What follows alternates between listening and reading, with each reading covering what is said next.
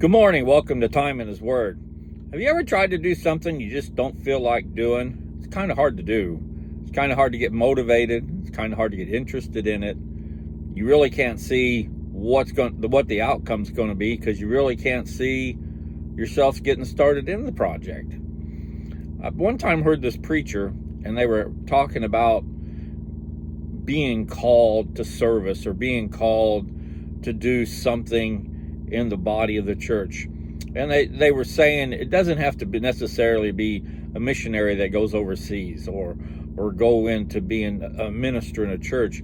They were getting at the fact that if you feel a little tug or you really feel led to do something in the church or in the community that's serving God, then we need to get up and go do it. What they were getting at also, and what I liked about it, and whether it's true or not, I don't know, but the idea makes sense.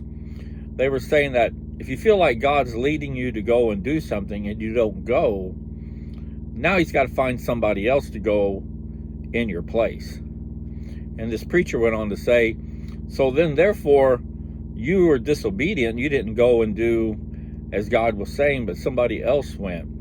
And they were saying that now that other person gets a double blessing. They get your blessing for you not being obedient, and they get the blessing for going and following God and doing as He led them to do. Now, whether that's true or not, I don't know, but it's one of those type of scenarios that it could be true. It makes sense, because if you see somebody going and doing the exact same thing you felt led to do, but you didn't go and do, and then you see the outcome and is very successful, or whatever the project was, or whatever you felt led to do that you didn't do, and somebody else went in your place, and you see how it turned out. Now, the preacher's idea or comment makes sense, because now you have seen what could have been, but because of your disobedience, you didn't go. And you're seeing the fruits of the labor of somebody else doing what you knew God had told you to do. It's a hypothetical, I guess you could say, but it's one that gets me thinking from time to time, because I'm just like anybody else. There's some things I just don't want to do. I'm not a carpenter. My wife tries to get me to be a carpenter. If I can nail two pieces of wood together and they come out straight, I have achieved something spectacular. I just have no interest in carpentry work. I'm fascinated by the people that can do it. Their skill levels and what they're able to do is just, unbelievable. But that's not me. I'm just not a carpenter.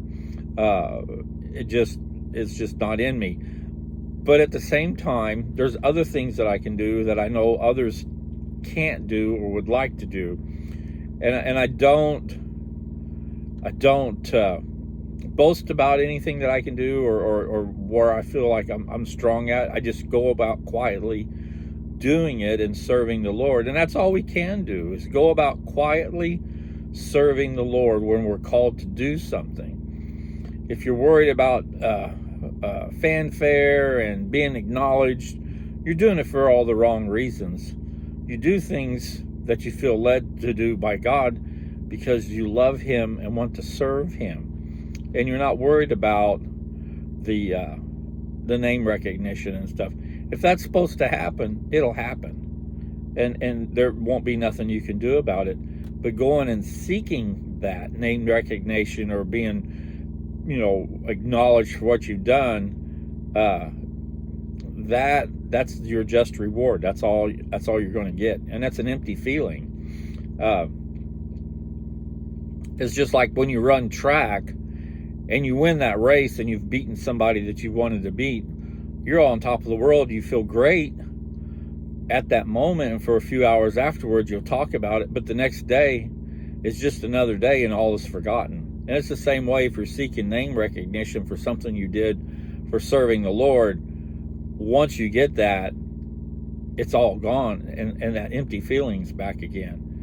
So if you feel led to go do something, no matter what it is, and it really doesn't interest you, get up and take a step and go and do it, and you enjoy the blessings and you enjoy the outcome that it'll bring, rather than being disobedient and sitting on the sideline and watching what could have been